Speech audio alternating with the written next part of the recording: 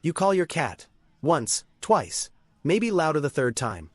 They hear you, you know they do, their ears flick, their body pauses for a second. And then, nothing. They don't come. They don't even look at you. And in that moment, it feels intentional. Almost like they chose to ignore you. So your brain fills the gap. They don't care. They're being stubborn. They're acting superior. But what if that moment, the one that feels like rejection, is actually something else entirely? Because here's what most people never question. Your cat didn't ignore you the way a human ignores someone. They responded, just not in a way your brain knows how to read. And once you see what's really happening in that exact moment, you can't unsee it. You call your cat again. And this time, you lock eyes. For a split second, they look at you, and then slowly turn their head away.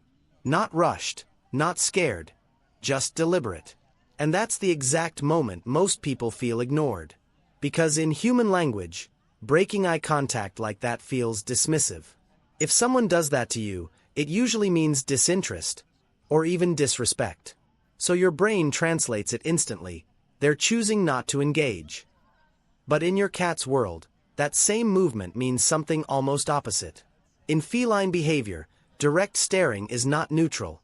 It's pressure. Predators lock eyes before conflict. So when your cat looks at you, and then looks away slowly, they're not disconnecting. They're lowering the intensity of the interaction on purpose.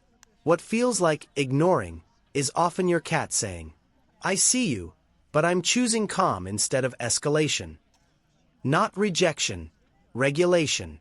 And if that's true, how many times have you misread that moment without realizing it? Now think about what happens right after. You stop calling. Maybe you feel a little annoyed. And your cat just stays there. Not coming to you, but not leaving either. Just existing in the same space, like nothing happened. And that's where the misunderstanding gets deeper. Because to you, presence without interaction feels empty. If someone ignores you, they usually distance themselves emotionally and physically. But your cat doesn't leave, and that detail changes everything. Cats are not wired like pack animals. They don't seek constant validation through contact. So when your cat chooses to stay in the same room after ignoring you, they're not disengaging, they're maintaining connection without pressure. From their perspective, they didn't reject you. They adjusted the intensity of the interaction to something safer. Close enough to stay bonded. Far enough to avoid tension. And if that's their version of staying connected, why does it feel like distance to you? Now here's the part almost no one notices. Right after your cat ignores you, they start doing something else. They groom themselves.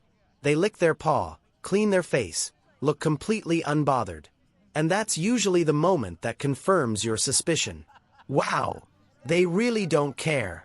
Because in human behavior, self-care in the middle of tension feels cold, detached. Like someone checking their phone while you're upset. But in cats, grooming in that moment is not indifference, it's regulation. It's a built-in nervous system reset. When tension rises, cats activate repetitive behaviors to bring their body back down. Heart rate lowers. Muscles relax. Cortisol starts to drop.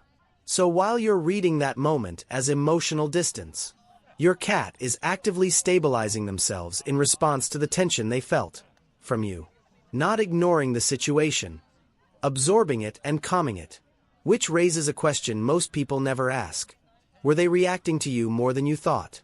Now shift the scene slightly. You walk into a room. Your cat sees you and walks the other way. No hesitation. No pause. Just turns and leaves. And this one feels even worse. Because now it really looks like rejection. But here's what your brain doesn't register. Before your cat moved, they already read you. Your speed, your posture, the sound of your steps, the tension in your body. Cats process movement and micro changes faster than you process intention. Their vision is tuned for motion, not meaning. Their whiskers detect subtle shifts in air pressure. Their ears rotate independently, tracking tone and vibration. So by the time you think, I'm just walking in, your cat has already made a decision. And sometimes, that decision is distance. Not because they don't want you, but because something in your state felt unpredictable, too intense, or just off. Not danger, but not safe enough to approach either. So they leave, not to reject you, but to regulate what they felt coming from you. Now think about this in a way that's a little uncomfortable. How many times did your cat ignore you? Right after you were stressed, distracted, or emotionally off. Not angry at them, just not fully present. On your phone, rushing, carrying tension you didn't even notice. Because your cat doesn't read your intentions, they read your state. And when your energy feels unstable, inconsistent, or unavailable, they don't move closer to fix it like humans try to do. They create space, quietly, without confrontation. So what you've been calling ignoring might actually be your cat responding honestly to a version of you that didn't feel safe to approach. Not judging you, not rejecting you, just adjusting to what you were, in that moment, without words. So the next time your cat doesn't come when you call, or turns their head, or quietly walks away, pause before you label it as indifference. Because in their world, connection doesn't always look like approach. Sometimes it looks like restraint. Your cat was never ignoring you the way you thought.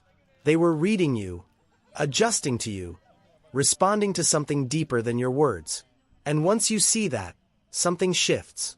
Maybe the question was never, why is my cat ignoring me? Maybe it was, what did my cat feel in me that I didn't notice in myself?